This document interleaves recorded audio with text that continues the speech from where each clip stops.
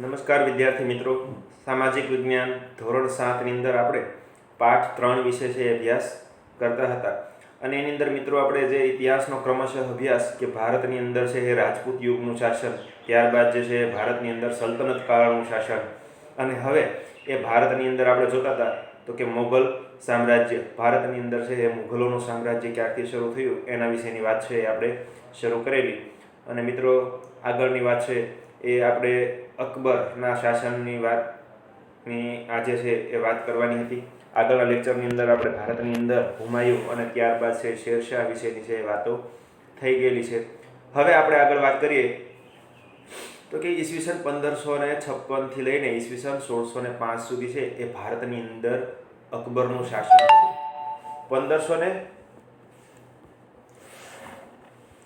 ઈસવીસન 1556થી લઈને એટલે કે જ્યારથી છે એ હુમાયુનું અવસાન થયું અને હુમાયુના અવસાન પછી છે એ આપણે ભારતની અંદર છે એનો પુત્ર એવો અકબરનું શાસન છે એ ભારતની અંદર આવ્યું. અકબર રાજા તરીકે છે એ ભારતના ઇતિહાસમાં છે ગણનાપાત્ર સ્થાન ધરાવે છે. આના વિશે મેં થોડી ઘણી તમને વાત કરી દીધેલી છે. તો કે ભારતની અંદર છે એ અકબર ગણનાપાત્ર સ્થાન ધરાવે છે. 1542માં અમરકોટના હિન્દુ રાજપૂત રાજાને ઘેરે એમનો જન્મ થયેલો અને આ બધી વાત છે એ આપણે આગળ વાત કરેલી. અને પછી વાત કરીએ તો કે હુમાયુના અવસાન બાદ અકબર અને હેમુ વચ્ચે છે એ બીજી વાર છે એ પાણીપતનું યુદ્ધ થયેલું. આ વાત આગળ આપણે કરી ચૂક્યા છીએ. હવે આપણે આગળ વાત કરીએ તો કે અકબરે પંજાબથી છે એ બંગાળ અને દિલ્હીથી છે ગુજરાત સુધીનો છે મોટાભાગના રાજ્યો પર છે એ પોતાનું છે શાસન સ્થાપિત કર્યું હતું. અકબર અને મેવાડના રાણા પ્રતાપ એટલે કે જે મહારાણા પ્રતાપ છે એમની વચ્ચે છે વારંવાર છે એ યુદ્ધો થતા. એની અંદરનું છે એ હલ્દી ઘાટીનું જે યુદ્ધ છે એ પ્રખ્યાત છે. અને ત્યારબાદ જો વાત કરીએ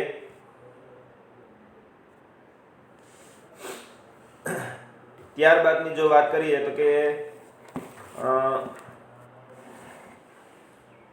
આ હલ્દી ઘાટીનું યુદ્ધ તમને એવું પૂછાય કે હલ્દી ઘાટીનું યુદ્ધ છે કોની કોની વચ્ચે થયું હતું, તો યાદ રાખજો કે મેવાડના રાણા પ્રતાપ અને અકબરની વચ્ચે થયું હતું. અકબરે છે કાબુલ, કાશ્મીર, બલુચિસ્તાન અને છે દક્ષિણની અંદર અહેમદનગર સુધી છે પોતાના વિજય યાત્રા એટલે કે પોતે છે વિજયો મેળવ્યા હતા. વિશાળ સામ્રાજ્યનું સર્જન કર્યું હતું. અકબરે ફતેહપુર સિકરીને છે પોતાની રાજધાની બનાવી અને ભવનોનું નિર્માણ કરાયું. મિત્રો તમને આ પ્રશ્ન પૂછી શકાય કે અકબરે ક્યાં પોતાની રાજધાની બનાવી, તો લખજો કે ફતેહપુર સિકરીને પોતાની રાજધાની બનાવી હતી. આગળ વાત તો કે એ પ્રશ્ન એક આવો પણ પૂછી શકાય કે અકબરે કોની સામે છે એ યુદ્ધ કર્યું હતું, બરાબર? તો મેવાડના રાણા પ્રતાપની સાથે છે એ હલ્દી ઘાટીનું યુદ્ધ કર્યું હતું. તો આટલી વાત છે યાદ રાખજો. આગળ વાત કરીએ તો કે અકબરે હિન્દુઓ પ્રત્યે છે ઉદાર નીતિ અપનાવી હતી, રાજપૂતો સાથે છે સામાજિક સંબંધો બાંધ્યા હતા. આ બધી વાત કરેલી છે પણ થોડું ઘણું તમને યાદ આવે માટે ફરીવાર રિવિઝન કરું છું. તો કે સારા સંબંધોની શરૂઆત રાજપૂતો સાથેના છે સારા સંબંધો બાંધ્યા હતા. તેણે રાજપૂતોની છે સેનાને છે સેનાની અંદર ઊંચા હોદ્દાઓ આપ્યા હતા, બરાબર? વગેરે જેવી વાત છે એ આપણે આગળ કરી લીધેલી છે. હવે આગળ વાત કરીએ તો કે અકબર છે એ બિન સાંપ્રદાયિક રાજા હતો. અકબર બધા જ ધર્મોનો છે ઉત્તમ તત્વોને એકઠા કરીને દીન એ ઇલાહી નામના સંપ્રદાયની સ્થાપના કરી હતી. દીન એ ઇલાહી નામની એક પોતે છે એ ધર્મ સંસ્થા ચલાવતો અને એની અંદર બધા જ ધર્મના છે એ વડાઓ એની અંદર ઉપસ્થિત રહેતા અને એવું કહેવાય કે દર શુક્રવારે એ સભા ભરતો, બરાબર? તો આ અંગેની વાત પણ છે એ વિસ્તારથી તમને આગળ જણાવશું.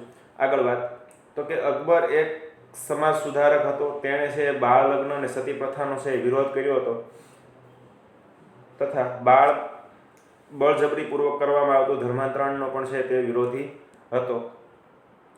આમ અકબરના સમયમાં છે ભારત આર્થિક રીતે સમૃદ્ધ હતું. તેણે છે સામાજિક સહિષ્ણુતા યુગનો છે પ્રારંભ કરાયો હતો. ઈસવીસન 1605માં તેનું અવસાન થયું ત્યારે મોટા ભાગનું છે ભારત મુઘલ સામ્રાજ્યની અંદર છે ભળી ચૂક્યું હતું. અહીં સુધીની વાત છે આપણે આગળના લેક્ચરની અંદર કરેલી હતી પણ તમને ફરીવાર કે ટૂંકમાં પૂછાય અકબરના જીવન ચરિત્રની તો તમે છે એ લખી શકો એટલા માટે તમને ફરીવાર મેં રિવિઝન કરાવ્યું. આગળ વાત કરીએ મિત્રો તો કે જહાંગીર.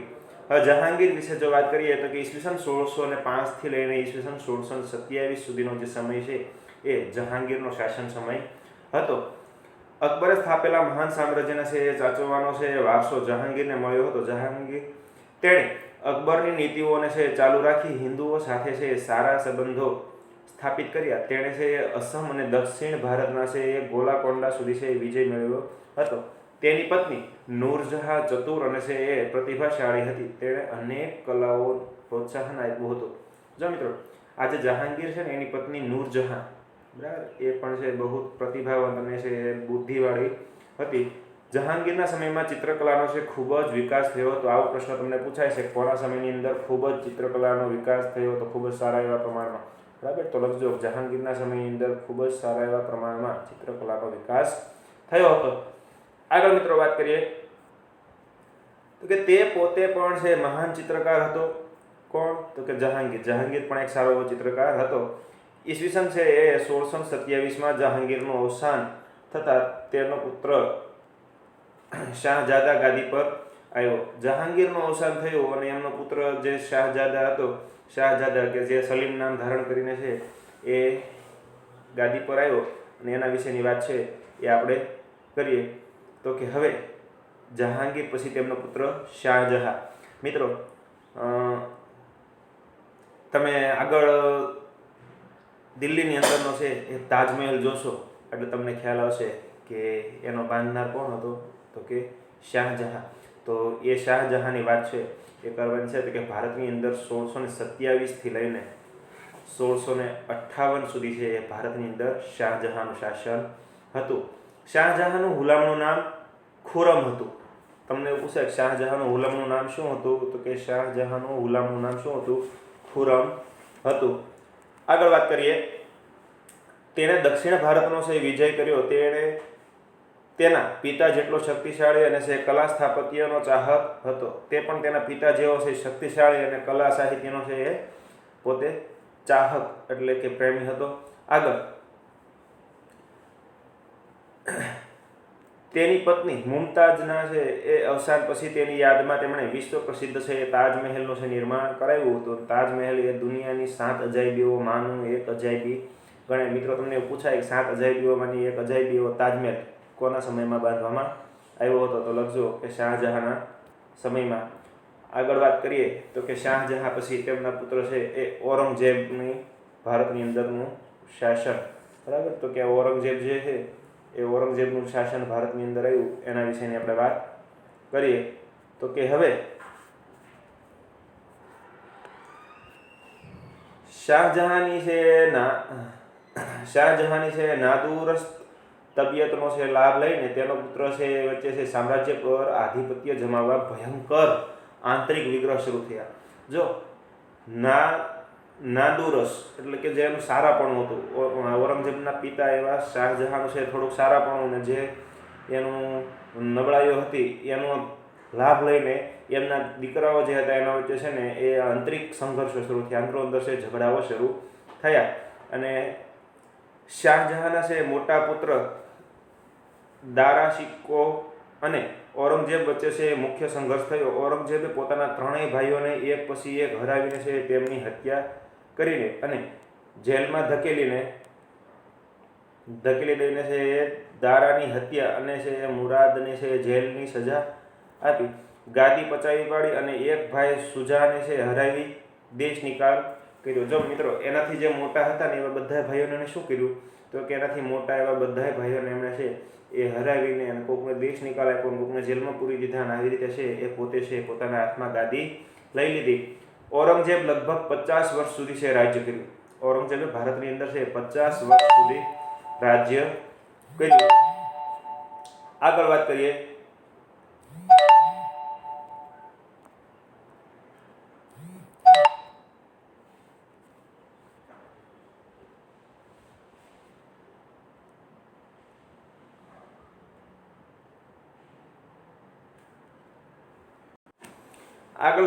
તો કે ઔરંગઝેબ સુન્ની મુસ્લિમ હતો. જે મુસ્લિમના છે 2 પંથો, શિયા અને સુન્ની, એના અંગેની વાત તો કે ઔરંગઝેબ છે એ સુન્ની મુસ્લિમ હતો અને અત્યંત સાદું જીવન જીવતો હતો. તેણે અકબરની ધાર્મિક નીતિનો છે ત્યાગ કરી ધાર્મિક અસહિષ્ણુતા દાખવી હતી. ધાર્મિક નીતિનો ત્યાગ કરી એટલે કે અકબર છે બધા ધર્મોને મહત્વ આપતો, એની જે ધાર્મિક નીતિ હતી એમનો ત્યાગ કરીને પોતે છે એ શું કર્યું હતું, તો કે અસહિષ્ણુતા દાખવી, એટલે બીજા ધર્મો પ્રત્યે છે એ નફરત અને એક જ ધર્મને છે એણે પ્રોત્સાહન આપ્યું હતું. આગળ વાત તો કે તે સંગીત કલાનો, મૂર્તિ પૂજાનો અને ધાર્મિક ઉત્સવોનો છે વિરોધી હતો. તેના સમયમાં છે ઘણા બધા વિદ્રોહો થયા હતા. તે એક શક્તિશાળી છે બાદશાહ હતો જેણે લાંબા સમય સુધી છે ભારતના મોટા ભાગ પર છે શાસન કર્યું હતું અને ઈસવીસન 1707ની અંદર તેનું મૃત્યુ થયું અને તેના મૃત્યુ બાદ નિર્બળ શાસકો છે ગાદી પર છે ટકી શક્યા નહીં અને મુઘલ સામ્રાજ્યનું છે એ પતનનો આરંભ, એટલે કે મુઘલ સામ્રાજ્ય છે એ પડી ભાંગવાનો આરંભ કોનાથી થયો ગણાય? તો કે ઔરંગઝેબથી. માટે તમને 2 માર્કની અંદર પૂછાય કે મુઘલ સામ્રાજ્યના છે પતનનો પાયો એ ઔરંગઝેબથી શરૂ થયો એવું કેમ કહેવાય? તો એના વિશે છે તમારે આ વસ્તુ લખવાની, બરાબર, કે પોતે છે અસહિષ્ણુ હતો અને પોતાના પછીના જે વંશજો હતા એ નિર્બળ અને અશક્ત એવા શાસકો હોવાના લીધે. આગળ વાત કરીએ તો કે અહીંયા આપણે છે મુઘલ સામ્રાજ્યના શાસકોના વિશે વાત કરી અને 2 માર્ક્સની અંદર છે એ પૂછાય એવા પ્રશ્નો છે. આગળ વાત કરીએ તો કે રાણા સંગ્રામસિંહ. હવે રાણા જે સંગ્રામસિંહ હતા ને એના વિશેની વાત કરવાની છે. તો કે બાબરના સમકાલીન એટલે કે બાબર જે સમયે ભારતની અંદર દિલ્હીની અંદર છે બાબરનું શાસન હતું એવા જ સમયે બીજા કોનું શાસન? તો કે મેવાડની અંદર રાણા સંગ્રામસિંહ એટલે કે રાણા સાંગા તરીકે પણ પ્રખ્યાત હતા. એનું જે રાણા સાંગા તરીકે ઓળખાતા એની વાત તો કે તેઓ છે વીર અને સાહસિક હતા. અનેક યુદ્ધોમાં છે વિજયી બન્યા હતા.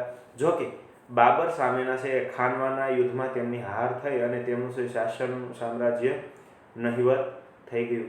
મિત્રો, આ જે રાણા સાંગા હતા ને એનું છે એ જે શાસન હતું એ દરમિયાન એમને છે બાબરો સામે છે યુદ્ધ થયું અને બાબરની સામે જે યુદ્ધ થયું એ ખાનવાના યુદ્ધ તરીકે ઓળખાય. તો તમને એવું પૂછાય કે બાબર અને રાણા સાંગા વચ્ચે કયું યુદ્ધ થયું હતું? તો લખજો કે ખાનવાનું યુદ્ધ, અને એમાં એની હાર થઈ હતી. આગળની વાત કરીએ તો કે હવે મહારાણા પ્રતાપ. હજુ આ મુઘલ સામ્રાજ્ય જ્યારે ભારતની અંદર હતું એ સમય દરમિયાન બીજા જે કંઈ મુઘલ સિવાયના જે રાજાઓ હતા ને એના વિશેની આપણે વાત કરીએ. સમકાલીન એટલે તે સમયના, બરાબર. તો કે એ સમયની અંદર બીજું મહારાણા પ્રતાપનું જે શાસન હતું એના વિશે વાત. તો કે મુઘલ સામ્રાજ્યની અંદર જે વાત કરીએ તો કે અકબરની સામે મેદાને પડનાર રાણા પ્રતાપ મેવાડના પ્રતાપી રાજવી હતા. અકબરે મેવાડ પર આક્રમણ કરતા બંને વચ્ચે છે હલ્દીની ઘાટીનું યુદ્ધ થયું હતું. તમે મિત્રો અત્યારે એક વસ્તુ બહુ હમણાં સાંભળીએ છે કે રાણો રાણાની રીતે, બરાબર. અને આ જે રાણો રાણાની રીતે તમે બોલો છો ને એ જે રાણો હતો ને એ રાણાની વાત આપણે અત્યારે કરીએ છીએ. તો કે એ હતા મહારાણા પ્રતાપ. તો કે મુઘલોના સામ્રાજ્યની સામે જ્યારે બધા રાજપૂત રાજાઓ હોય છે એ મુઘલોને શરણાગતિ સ્વીકારી હતી ત્યારે આ મહારાણા પ્રતાપ છે એ પોતે છે એ મુઘલોના ગુલામ થવાને બદલે પોતે પોતાનું સ્વતંત્ર શાસન ચલાવતા હતા અને એમણે છે એ અકબર સામે છે યુદ્ધ કર્યા હતા. અને એ જે યુદ્ધ થયું હતું એ હલ્દી ઘાટીના યુદ્ધ તરીકે ઓળખાય. અકબર વિજયી થયા પરંતુ રાણા પ્રતાપે છે એ ઉદયપુરીની આસપાસના છે વિસ્તારોમાં પોતાની છે સત્તા સ્થાપી. સંઘર્ષ ચાલુ જ રહ્યો. બંને વચ્ચે છે સમજૂતીના અનેક પ્રયત્નો થયા પરંતુ રાણા ચિત્તોડ જીતવા તૈયાર ન હતા. ચિત્તોડ છોડવા તૈયાર ન હતા. તેમણે છાપામાર યુદ્ધ ચાલુ રાખ્યું. છાપામાર એટલે કે ઓચિંતાનું છે એ હુમલો કરવો, બરાબર. તો એ પદ્ધતિથી એ યુદ્ધ કરતા. તમને એવું પૂછાય કે મહારાણા પ્રતાપ કઈ પદ્ધતિથી યુદ્ધ કરતા હતા? તો કે છાપામાર પદ્ધતિથી છે તેઓ યુદ્ધ કરતા હતા. આગળ 1776ના હલ્દી ઘાટીમાં છે પરાજય બાદ રાણા પ્રતાપના છે એ ગોગુંડામાં છે રાજધાની લઈ ગયા અને જીવનના અંત સુધી છે યુદ્ધ કરતા રહ્યા. બાદમાં છે ડુંગરપુરના છે ચાવડમાં પોતાની રાજધાની સ્થાપી. 51 વર્ષની વયે તેમનું છે અવસાન થયું, બરાબર. અહીંયા સુધીની છે એ આપણે મહારાણા પ્રતાપની વાત કરી.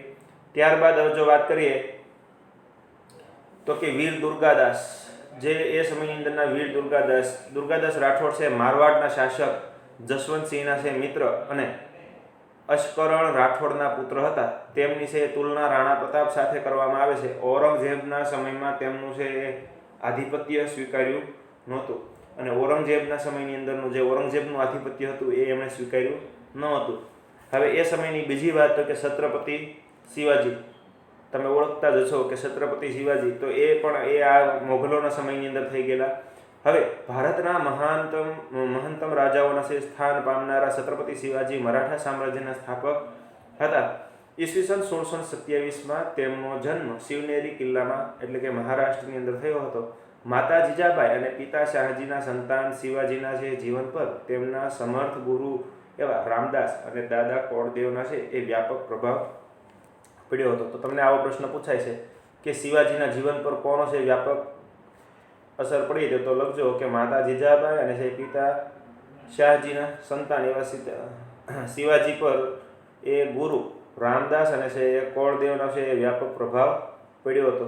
આગળ વાત કરીએ તો કે મહાન મરાઠા રાજ્યનો છે વિસ્તાર કરવા છે 40થી પણ વધારે કિલ્લાઓ છે તેમણે જીત્યા હતા અને મુઘલ બાદશાહ ઔરંગઝેબ અને છે બીજાપુર સાથે છે તેમણે લાંબો સમય સંઘર્ષ કરી વિજયો પ્રાપ્ત કર્યા હતા. ઈસવીસન 1665માં છે મુઘલ સામ્રાજ્યમાં સાથે તેમની છે હાર થતાં તેમની સાથે છે સંધિ કરી હતી. ઔરંગઝેબે તેમને જેલમાં પણ પૂર્યા હતા, પરંતુ ચાલાકીથી છટકી છે જઈ ફરી વખત તેમણે છે મોરચો માંડી વિજયો કર્યા. ઈસવીસન 1674માં રાજગઢમાં તેમનો છે રાજ્યાભિષેક થયો અને તે હિન્દુ સમ્રાટ તરીકે ખ્યાતિ પામ્યા. તેઓ મહાન વિજેતા હોવા ઉપરાંત કુશળ વહીવટકર્તા અને સંગઠનકર્તા હતા. તેમના મંત્રીમંડળની છે અષ્ટપ્રધાન મંડળ કહેવામાં આવતું. ઈસવીસન 1680માં તેમનું અવસાન થયું. જો મિત્રો આ પ્રશ્ન તમને પૂછાય છે કે અષ્ટપ્રધાન મંડળની સ્થાપના કોણે કરી હતી, તો કે શિવાજી, અથવા તો શિવાજીના પ્રધાન મંડળ કેવું હતું, તો કે તેમનું અષ્ટપ્રધાન મંડળ કહેવામાં આવતું. અષ્ટપ્રધાન મંડળ એટલે કે 8 પ્રકારના એમણે પ્રધાનો રાખ્યા હતા જે અલગ અલગ પ્રકારની કામગીરીઓ સંભાળતા હતા. તો અહીંયા સુધીની છે એ વાત આપણે આજના લેક્ચરની અંદર કરીએ. હવે મુઘલ સામ્રાજ્યના છે રાજ્ય વ્યવસ્થા વિશેની વાત છે એ આવતા લેક્ચરની અંદર આપણે કરીશું. તો આવતીકાલે લેસનની અંદર તમને આજનું હોમવર્ક આપી દઉં તો કે આવતીકાલે તમારે છે એ ઔરંગઝેબ અને શાહજહાં અને જહાંગીર વિશે છે એ 2-2 માર્ક્સના પ્રશ્નો એટલે કે 4 થી 5 વાક્યના પ્રશ્નો છે એ 3 પ્રશ્નો બનાવવાના અને ત્યારબાદ એ અકબર વિશેની ટૂંક નોંધ તમને આગળના લેક્ચરમાં આપી હતી. એટલે અત્યારે તમારે મહારાણા પ્રતાપ પણ શિવાજી વિશે છે એ એક સરસ મજાની ટૂંક નોંધ તૈયાર કરજો. બરાબર, મહારાણા પ્રતાપ વિશે 4 થી 5 વાક્યની અંદર તમે લખી શકો છો. તો આવતીકાલનું કુલ હોમવર્કની અંદર તમને કહું તો કે જે જહાંગીર, ઔરંગઝેબ અને શાહજહાં છે એના વિશે છે એ 3 થી 4 વાક્યના 3 પ્રશ્નો બનાવવાના અને ત્યારબાદ તો કે છત્રપતિ શિવાજી વિશે છે એ સરસ મજાની ટૂંક નોંધ તૈયાર કરવાની છે. આભાર. અસ્તુ.